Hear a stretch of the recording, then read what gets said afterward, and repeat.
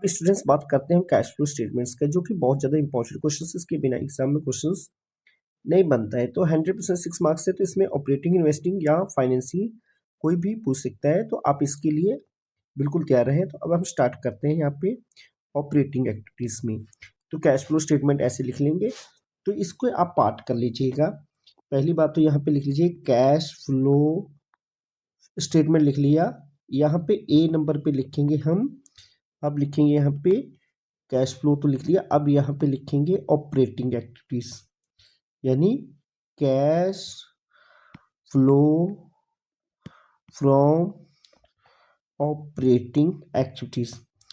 तो students operating activities को कैसे तैयार करते हैं, तो इसके देख लीजिए। पहले ऑपरेटिंग एक्टिविटीज में यहाँ पे पहले नंबर पे आता है हमारा net profit, net profit before ये tax and extraordinary, tax and extraordinary item. ये net profit before tax and extra item में हमें निकालना होता है। तो ये net profit before tax extraordinary item लिखते हैं कैसे, जितने पॉइंट्स आपको आते जाए उतने लिखते जाइए, और जिससे कि आप अपना एग्जाम को पूरा कर सकते हैं, ठीक है, बिना किसी दिक्कत के। तो हम इसको क्या करेंगे, यहाँ पे लिख लीजिए वर्किंग नोट में, वर्किंग नोट यहीं पे करवा देता हूँ मैं आपकी। तो सबसे पहले हम लिख देंगे कि अब कैश जो लिखेंगे नेट प्रॉफिट, तो पहले हमें नेट प्रॉफिट निकालना है before tax and extraordinary item. तो एक्स्ट्रा ऑर्डिनरी आइटम में कौन कौन से आइटम लेते हैं आपको पता होगा। पहले लिखेंगे हम पीएल अकाउंट, पीएल अकाउंट में क्या लेंगे, करंट ईयर में से प्रीवियस ईयर माइनस कर दीजिए। तो यहाँ पे बैलेंस स्टेटमेंट 7.5 और 6 लाख दे रखा है, नीचे देखिए एडजस्टमेंट में अगर कोई ओपन हुआ है तो उसको मानेंगे। यहाँ पे देखिए हमारा जो प्रॉफिट जो है, तो स्टूडेंट्स यही है स्टेटमेंट ऑफ पीएल का। तो करंट ईयर का दे रखा है 750 माइनस 6 लाख, तो अब अपना आ गया 1,50,000। ये 150 ये आ गया, प्लस इसमें क्या क्या चीज़ें जोड़ते हैं, ट्रांसफर टू जनरल रिजर्व और provision for tax and dividend, तीन चीज़ें जोड़ती हैं, जनरल रिजर्व और tax, provision for tax and dividend. अब यहाँ पे क्या क्या दे रखा वो देख लीजिए। तो ना तो जनरल रिजर्व भी यहाँ पे नहीं है, तो छोड़ दीजिए इसको। फिर इसके बाद में प्रोविजन फॉर टैक्स है। प्रोविजन फॉर टैक्स के केस क्या होते हैं स्टूडेंट्स, अगर तो ये एडजस्टमेंट में होता है तो वही अमाउंट लिया जाता है, वही माइनस होता है। जब बैलेंस शीट में हो तो इसमें हम यहाँ पे जो ऐड करेंगे ना, तो कौन सा अमाउंट जोड़ेंगे, करंट ईयर का जोड़ेंगे। कौन सा जोड़ेंगे, करंट ईयर का जोड़ेंगे, और प्रीवियस ईयर का माइनस करेंगे किसमें, कैश जनरेटेड में, कैश जनरेटेड में। अब देखिए यहाँ पे हमें क्या लेना होगा कि करंट ईयर का कितना है यहाँ पे अमाउंट, 95,000। अब जब ये 95,000 स्टूडेंट दे रखा है तो इसको जोड़ देंगे तो कितना आ जाएगा, 2,45,000। यहाँ पे अगर आपने इतना कर दिया 1 मार्क्स यहाँ पे क्लियर हो गया आपके, तो यहाँ पे आ गया 2,45,000 ये आ गया। अब इसके बाद में नेट प्रॉफिट के बाद में अब क्या करना होगा, एडजस्टमेंट फॉर। एडजस्टमेंट फॉर में हमें क्या देखना होगा स्टूडेंट्स, एडजस्टमेंट फॉर में एक तो देखना होता है डेप्रीशिएशन, इंटरेस्ट हो इंटरेस्ट लेते हैं, और कोई इंटेंजिबल एसेट से वो लेते हैं। और इसमें सबसे पहले आप क्या ले लेंगे आप कि एक्यूमुलेटेड डेप्रीशिएशन, और यहाँ पे ये डेप्रीशिएशन दे रखा है, ठीक है, यहाँ पे भी डेप्रीशिएशन है और यहाँ पे भी डेप्रीशिएशन है। तो कितना अमाउंट डेप्रीशिएशन है, ये कन्फ्यूजन है। तो अब यहाँ पे एक छोटा सा अकाउंट बना लीजिए। कौन सा अकाउंट बना लेंगे, accumulated depreciation account, accumulated depreciation account कैसे बनेगा, तो देखिए इसको ऐसे हमने कर लिया। तो सबसे पहले हम क्या लिख देंगे इधर, यानी इसका अमाउंट जितना है ये लिख देंगे हम by balance BD, by balance BD accumulated depreciation का अमाउंट दे रखा है यहाँ पे पिछले साल का 2,40,000 लिख दीजिए, 240 लिख दिया। और इधर कितना दे रखा है, टू बैलेंस CD दे रखा है अपना 2 लाख, तो 2 लाख लिख दीजिए। अब लास्ट में स्टूडेंट्स यहाँ पे प्लांट एंड मशीनरी का कुछ डेप्रिसिएशन दे रखा है 50,000, इसको यहाँ पे लिख देंगे टू मशीनरी अकाउंट, तो मशीनरी अकाउंट लिख दिया 50,000। अब टोटल कर दीजिए कौन सा ज़्यादा है, ये वाला अमाउंट आपका ज़्यादा है। कितना ज़्यादा है ये आ गया अपना 250। जब ये 250 आया और ये कितना आया 250 आया, तो डिफरेंस कितना आ गया हमारा बाई PL अकाउंट, यानी 10,000 रुपीज़ हम यहाँ पे जो ऐड करेंगे ना स्टूडेंट्स, ये एक्यूमुलेटेड डेप्रिसिएशन हो गया। इसको वर्किंग नोट में नीचे बनाइएगा।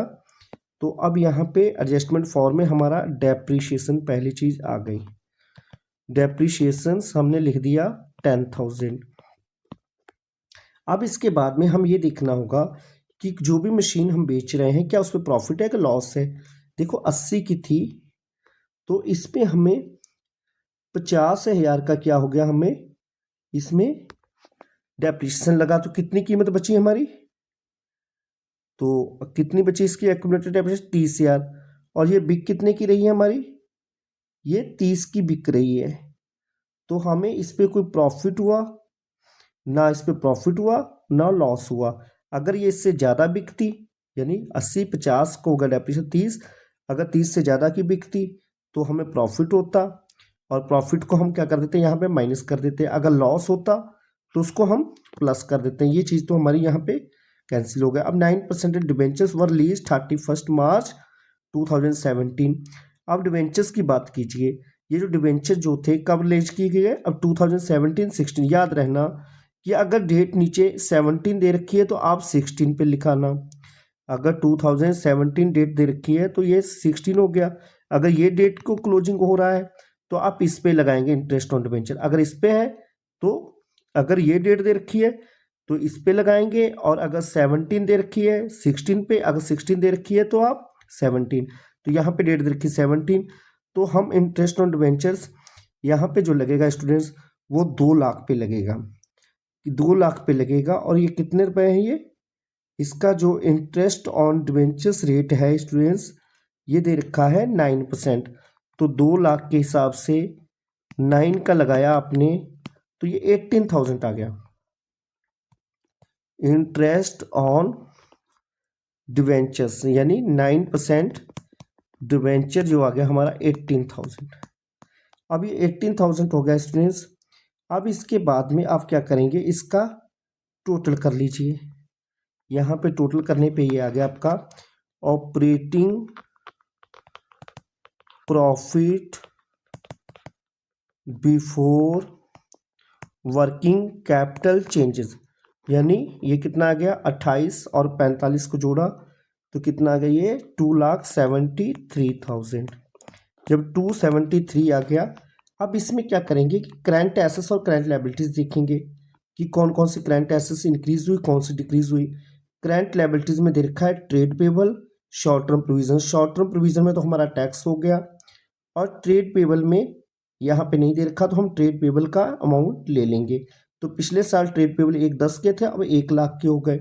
याद रहे कि जब हमारी करंट लायबिलिटीज, यहाँ पे याद रख लेना, जब करंट लायबिलिटीज बढ़ेगी तो प्लस होगा, करंट लायबिलिटीज घटेगी तो माइनस करेंगे, और उसके बाद में करंट एसेट्स जब घटे तो ये प्लस और करंट एसेट्स बढ़े तो माइनस। अब यहाँ पे ट्रेड पेबल हमारे घट रहे हैं, तो ट्रेड पेबल हमारे क्या हैं, ये जो है हमारे करंट लायबिलिटीज हैं। तो जब ये कम हो गए तो इसको लिख दीजिए यहाँ पे ब्रैकेट में लिख दीजिए 10,000। ये हमारे ये हो गए करंट, ये हो गए। अब इसके बाद में हम देखेंगे कि जो अमाउंट है ट्रेड पेबल के बाद में, अब देखिए ये पॉइंट्स दे रखा है कि inventories and trade receivable. Inventories and trade receivable देखा है तो इसको लिख दीजिए, तो यहाँ पे इन्वेंट्री लिख दीजिए, इन्वेंट्रीज एंड ट्रेड रिसीवेबल। और इन्वेंट्रीज कितने से बढ़ा हमारा, इन्वेंट्रीज जो बढ़ा है हमारा, एक था, एक 80 हो गया, तो 80,000 से बढ़ा, तो हम 80,000 यहाँ पे माइनस कर दें। 80,000 हमने माइनस कर दिया। इन्वेंट्रीज के बाद में आपका ट्रेड रिसीवेबल जो है ये आपका बढ़ रहा है। ट्रेड रिसीवेबल 1.5 से 2 लाख, यानी 50,000 से ये बढ़ गया हमारा ट्रेड रिसीवेबल। और जब ये ट्रेड रिसीवेबल 1.5 से 2, हाँ 50,000 से इंक्रीज हुआ है, तो ट्रेड रिसीवेबल भी हमारा माइनस हो जाएगा 50,000। अब देखिए ये सारे आइटम आपके माइनस होने वाले हैं, तो 50, तो ये कितना हो जाएगा यहाँ पे, इसको माइनस करने पे आ गया हमारा cash generated from operating activities, यानी 90 और 140 माइनस करेंगे हम इसमें से, तो 140 माइनस किया 273 में से, तो अब ये बचा अपना 1,31,140, हाँ, तो इसमें से माइनस किया आपने, तो ये आ गया अपना 1,33,000, तो 1,33,000 आ गया। अब माइनस यहाँ पे टैक्स पेड कर दो, तो ये टैक्स पेड स्टूडेंट्स यहाँ पे दे रखा है, जो हम लेंगे प्रीवियस ईयर का, प्रीवियस का 80,000 अमाउंट है, तो इसको माइनस कर दीजिए 80,000, तो ये आ जाएगा अपना स्टूडेंट्स, 1,33 में से 80 गया, तो ये बच्चा हमारा 53,000। स्टूडेंट्स खाली आपका ऑपरेटिंग भी एग्जाम में आ सकता है, और खाली इन्वेस्टिंग और फाइनेंसिंग भी आ सकता है, और तीनों भी आ सकते हैं, ठीक है, फ्रॉम, और ये आ गया आपका प्लस में, तो ऑपरेटिंग एक्टिविटीज़ आ गया। ये हमारी पहली एक्टिविटीज़ हो गई 53,000। अब इसके बाद में क्या करेंगे स्टूडेंट्स, बी नंबर लगाएंगे हम इन्वेस्टिंग एक्टिविटीज़। तो अब आ जाइए बी नंबर पे, ये ऑपरेटिंग हो गई। अब इसके बाद में बी नंबर पे आ जाइए investing activities, cash flow from investing activities, investing activities. तो स्टूडेंट्स इसमें सबसे पहले तो हमारा जो होता है परचेज और सेल्स फिक्स्ड एसेट्स देखी जाती है, तो यहाँ पे तो हमारी पहले तो सेल्स हुई 30,000 की, जो एसेट सेल्स हुई वो लिख दो, सेल्स ऑफ जो हुई है आपकी मशीनरी, प्लांट एंड मशीनरी, तो 30,000 वो लिख दीजिए, प्लांट एंड मशीनरी 30,000। अब इसके बाद में 30,000 ये हो गया। अब इसके बाद में हम क्या करेंगे, एक अकाउंट छोटा सा बनाना होगा, क्योंकि मशीन सेल्स भी हुई है और यहाँ पे प्रॉफिट एंड लॉस भी देखना होगा, ठीक है। तो यहाँ पे आप एक अकाउंट बना लीजिए, यहाँ पे मशीनरी अकाउंट। तो मशीनरी अकाउंट कैसे बनेगा, देखिए इसमें लाइनें खींच लीजिए। तो ये इन्वेस्टिंग एक्टिविटीज का है, ठीक है। तो टू बैलेंस बीडी, यानी कितनी मशीन थी पिछले साल, कितने की थी बीडी इसकी थी, हमारी जो मशीन जो थी 11,40,000 की दे रखी है। देखिए क्वेश्चंस में कितने की दे रखी है मशीन, यहाँ पे दे रखी है आपकी 11,40 और करंट 12,10, तो इसको लिख दीजिए यहाँ पे 11,40, तो ये आ गया, और बाई बैलेंस सीडी जो हमारी आ गई 12,10,000। अब देखिए जो मशीन बिक रही है उस पर डेप्रीशिएशन है, तो वो लिख दीजिए बाई डेप्रीशिएशन अकाउंट 50,000 डेप्रीशिएशन आप लोगों ने देख रखा है ऑलरेडी, देखा है 50,000, तो हमने ये 50,000 वाला डेप्रीशिएशन लिख दिया। अब ये कितने की बिकी, 30 की बिकी, तो बाई कैश अकाउंट 30,000 लिख दिया। अब इसको बेचने से अगर लॉस होता तो बाई पीएल लिखते, अगर प्रॉफिट होता तो 2 में लिखते, तो ये चीज़ है ही नहीं, तो अब टोटल कर दीजिए। अब टोटल करने के बाद में देखिए 12,10 और ये कितना आ जाएगा 12,90 आ गया, और 12,90 में से 11,40 गया, तो ये स्टूडेंट्स बचेगा आपका 1,50,000। ये हमने क्या किया, परचेज कर लिया। टू बैंक या कैश लिख दीजिए, अगर कैश लिखा है तो इधर भी अब आप कैश ही लिखेंगे, ठीक है। अगर बैंक यूज किया है तो बैंक यूज कीजिए, ठीक है। तो 150, तो यहाँ पे हमारी परचेज ऑफ मशीनरी 150 हो गई। तो sale of plant machinery 30,000, purchase of plant and machinery, यहाँ पे हमने लिख दिया 150, यानी ये हमारी आ गई माइनस में। जब माइनस में आ गई, अब स्टूडेंट्स यहाँ पे एक चीज़ आपको मैंने गुडविल के बारे में बता रखा था कि ऑपरेटिंग में आती है, ठीक है। और गुडविल ऑपरेटिंग में तब आती है जब ये घटे, ठीक है। पहले 2 थी, अब 2 से नीचे हो जाती, तो ये आ जाती है ऑपरेटिंग में एडजस्टमेंट फॉर्म में। और यहाँ पे गुडविल गई है बढ़, तो कितने से बढ़ गई है? 80,000 से गुडविल बढ़ गई है। तो जब गुडविल 80,000 से बढ़ गई है, तो अब यहाँ पे इसको कहेंगे परचेज ऑफ गुडविल। तो ये भी कितने से बढ़ गई हमारी? Purchase of goodwill. तो ये परचेज ऑफ गुडविल से हमारी आ गई यहाँ पे जो है देखिए यहाँ पे 80,000 से, तो 80,000 ये आ गया। इसके अलावा देखिए कहीं नॉन करेंट इन्वेस्टमेंट तो नहीं है क्वेश्चंस में, वो देख लेंगे। तो अब देखिए यहाँ पे नॉन करेंट इन्वेस्टमेंट पिछले साल नहीं थे, जीरो, जब नहीं है तो इसका मतलब जीरो हो गया। अब 5 लाख ये भी परचेज किए हमने, तो यहाँ पे लिख दीजिए purchase of non current investment. तो स्टूडेंट्स खाली इन्वेस्टिंग का भी ये इस टाइप से आ सकता है, तो आप इसको तैयार जरूर कर लीजिए। कैश फ्लो तैयार किए बगैर मत जाइएगा अगर आप परसेंटेज चाहते हैं, ठीक है। 580 माइनस का हो गया और 1.5 लाख, यानी ये हो गया आपका, इसमें से इसको माइनस किया 120 और इसको प्लस माइनस करने पे आया आपका 7 लाख। ये 7 लाख आ गया अपना माइनस का, यानी माइनस वाले ज़्यादा है तो माइनस का आ गया। तो ये यूज्ड आ गया, cash used in investing activities, आइए लिख दिया मैंने, ठीक है।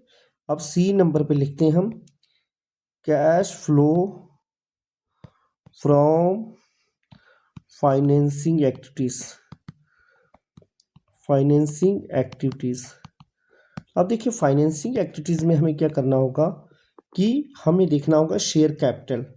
देखिए शेयर कैपिटल हुई और long term borrowing. Share capital पिछले साल थी 10 की थी, अब 15 की हो गई, तो इश्यू हो गया। तो यहाँ पे लिख दीजिए आप issue of share capital, issue of share capital हो गए हमारे 5 लाख। फिर इसके बाद में long term borrowings, long term borrowings पहले 2 लाख के थे, अब 1 लाख हो गए। तो ये पेमेंट की हमने, payment of long term borrowing, यानी ये कितने की पेमेंट की हमने? 1 लाख, तो 1 लाख ये माइनस का लिख दिया हमने, ठीक है। फिर इसके बाद में हमने पेमेंट की है किसकी? Interest on interest on debenture, यानी कितने की पेमेंट की थी आपने? 18,000, जो ऊपर प्लस किया था वो यहाँ पे माइनस हो गया। अब इसका टोटल कर दीजिए, यानी 1,18 में से 5 माइनस किया, कितना बचा? 3,82,000। तो ये स्टूडेंट्स हमारा आ गया cash flow from financing activities. अब क्या करते हैं स्टूडेंट्स, इसका लास्ट में इसका टोटल कर देते हैं। ये 382 और ये ऑपरेटिंग का 53, यानी प्लस प्लस वाले जोड़ के माइनस वाले को माइनस कर देंगे। तो 382 और 53 जोड़ा और इसको माइनस करने पे आ गया हमारा 2,65,000 आ गया, यानी ये माइनस का ज़्यादा है। तो जब माइनस का ज़्यादा है तो यहाँ पे लिख देंगे net decrease cash and cash equivalent, cash equivalent, ठीक है। और इतना एक्विलेंट्स है इसको यहाँ पे लिख दिया, हमारा ये आ गया 2,65,000। और इसमें हम जोड़ देते हैं प्लस ओपनिंग बैलेंस। जो ओपनिंग बैलेंस कौन सा जोड़ते हैं? इसका कैश का। तो ओपनिंग बैलेंस यहाँ पे कैश का कितना दे रखा क्वेश्चंस में? कैश और बैंक जोड़ दे 350 और 290 जोड़ा, तो स्टूडेंट्स ये आ गया हमारा, इसको जोड़ने पे हमारा आ गया ये कि 6,40,000। तो 6,40,000 यहाँ पे हमने जोड़ दिया। अब इसके में से क्या करेंगे? इसमें से इसको माइनस कर देंगे, ये हमारा आ जाएगा क्लोजिंग बैलेंस। तो क्लोजिंग बैलेंस जो है हमारा स्टूडेंट्स कितना आएगा? 640 में से 265 गया तो 3,75,000। अब देखिए ये 3,75 आपका लास्ट में मैच करना चाहिए, 70 और 3,5 3,75, यानी ये क्वेश्चन हो गया हमारा कंप्लीटेड। तो स्टूडेंट्स ये कैश फ्लो का क्वेश्चन था। ये सारे इंपॉर्टेंट क्वेश्चंस मैंने आपको लगवा रखे हैं। तो अब ये चैनल को लाइक, सब्सक्राइब और शेयर करना ना भूलिएगा।